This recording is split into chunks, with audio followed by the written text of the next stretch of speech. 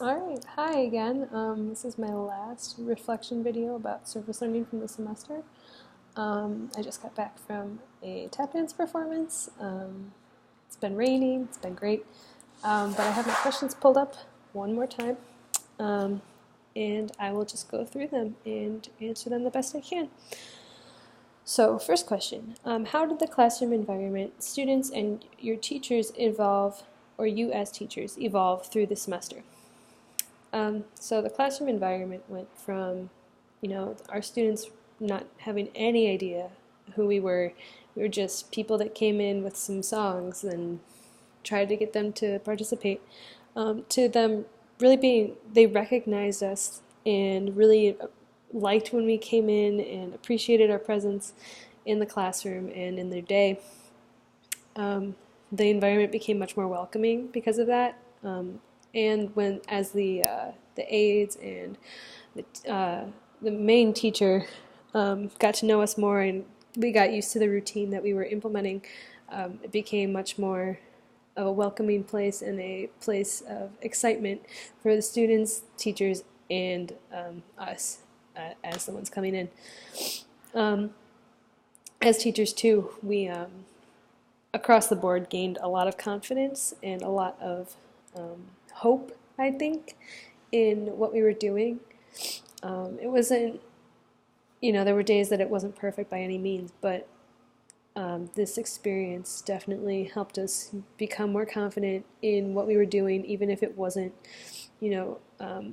perfect or necessarily what somebody might do by the textbook definition, but that's not always what works. So overall, the evolution of where we started to where we are now, after our last week of teaching, it's been phenomenal. Yeah. What was the most exciting thing that happened in each experience, and what was the most nerve-wracking? So I'd say the most exciting thing was definitely our last day of teaching. The start of the semester, the kids barely, they didn't really participate. Some of them would try or anything, but they felt like they were confused, and it was such a new situation that it took a lot of getting used to. But by the last day, every single kid in the classroom that was at circle time with us and everybody participated. There's one student in particular who hadn't. We do dancing with them to popular music and everything. And we had done 3 songs that day, and this one particular student who had never stood up and danced before stood up and danced with one of our teachers who's part of the service learning, and it was just really, really cool to see that happen because all the other kids had been showing a lot of growth and a lot of participating from the start or participating more and more, and he finally stood up and even interacted. It was just a huge thing from the beginning of the semester, but even before we even got here. I mean, it's amazing to see what we could do over just a short few weeks. The impact we could make on these kids' lives and the impact they had on our lives too. I don't know, just seeing the participation and seeing the kids be so happy. Some of them you can tell really, really enjoy us being there and really enjoy what we bring to their day.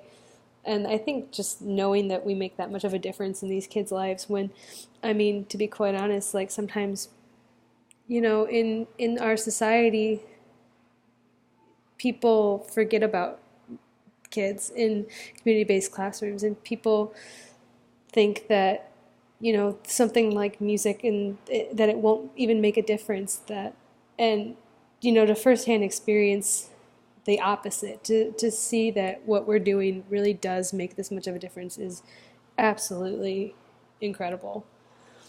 What was the most nerve-wracking, to answer the second half of that? It's definitely still teaching in front of these kids, because you want it to go so well, because you've seen their success and you've seen their love for what they're doing, and you want to be able to give them that every single opportunity you can. So it's really nerve-wracking. I don't know if they'll like it. I don't know if they're gonna like what we do today. So it's always a little bit iffy, but they seem to grow to like what we did with them and grow to like us and the program we brought to them. So that was exciting. How has your practice begun to use culturally relevant pedagogy? I don't. Sorry, pronunciation. And meeting the needs of diverse learners. Try to use professional teaching language. Wow.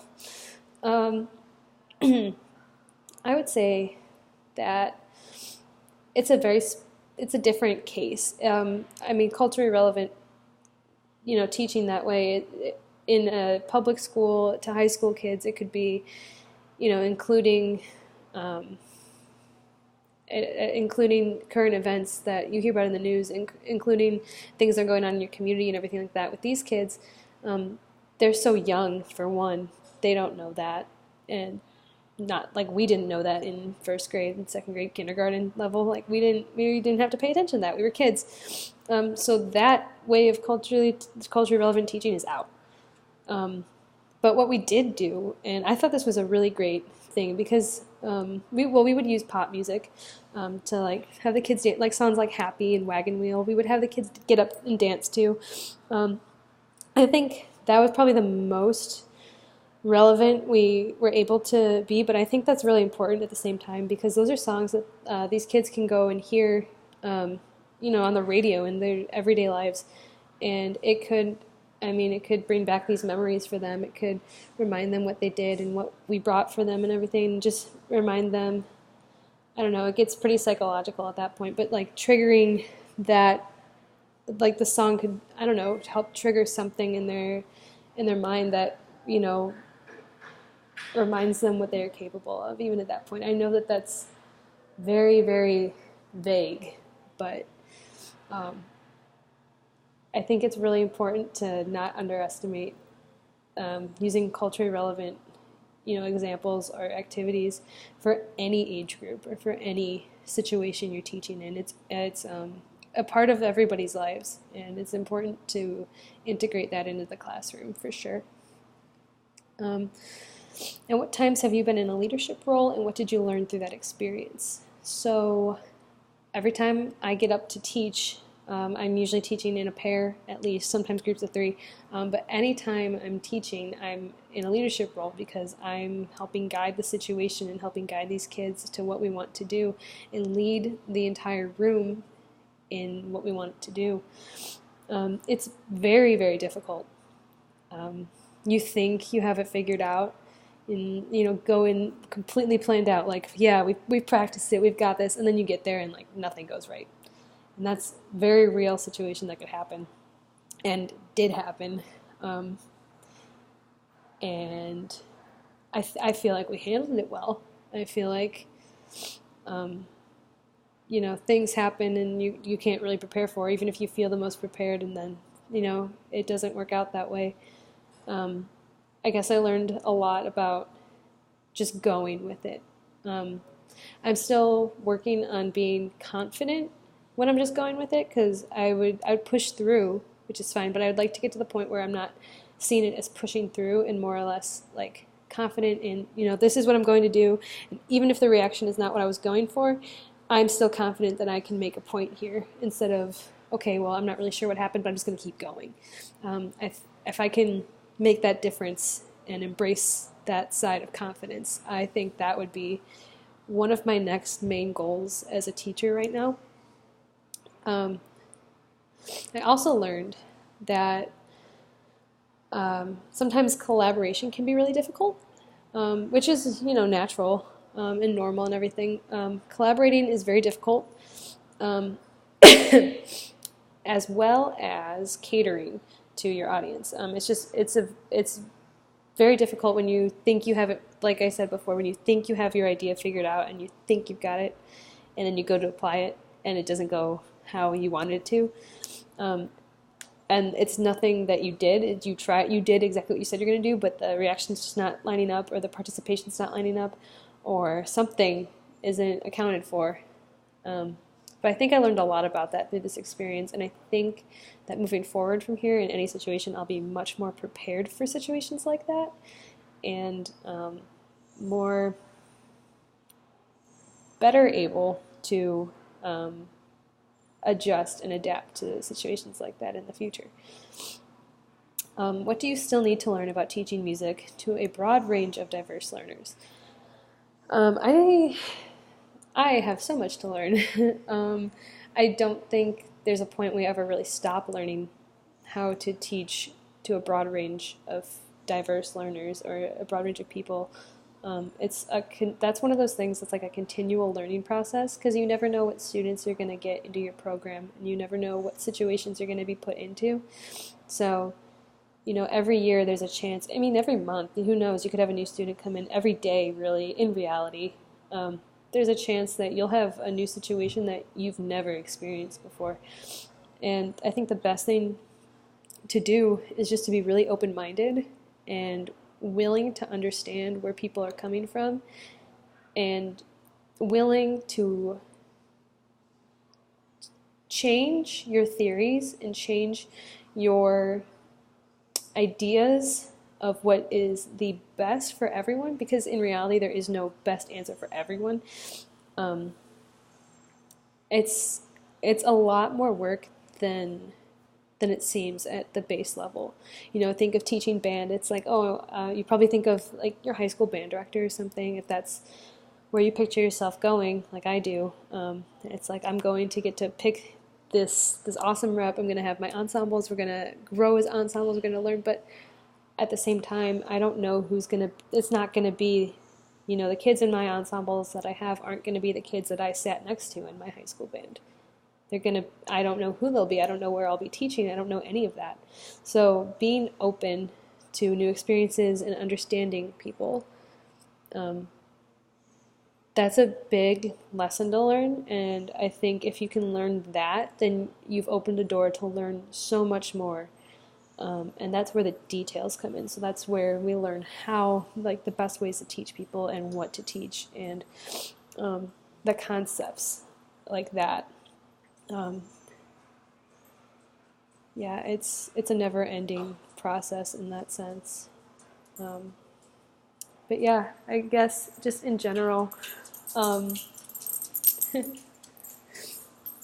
dog just walked by. I guess just in general, one of the best things I could take away from this situation is it's just been an amazing experience. These kids have completely made my semester an entirely different experience than it would have been without this service learning opportunity. The growth that I see every week, and I'm not even really sure what to call it. They amaze me. It's not in the sense that like they amaze me because of their growth. That is a factor, but just their willingness to learn and their excitement, and just they're just great. They're just great kids, and I can't believe that we won't be going back. It's kind of crazy to think about that you've been with these kids for weeks on end, teaching them and being a part of their lives every week. And, on our last day, one of the students says, "Bye, see you later." And you realize you're not going to see them later as a group or for that activity anymore. It's kind of just crazy to think about. But I am really excited. I hope to stay in touch with the kids and the classroom and the school, and see what happens the next group of service learning that goes here, and where the students go in the future and everything. I like to think that we had an impact, just as much of an impact on their lives as they've had on ours.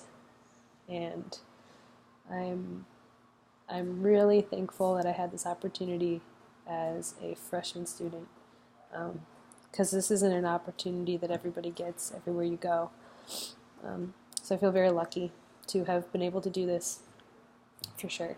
So that's my final thoughts on service learning for the semester.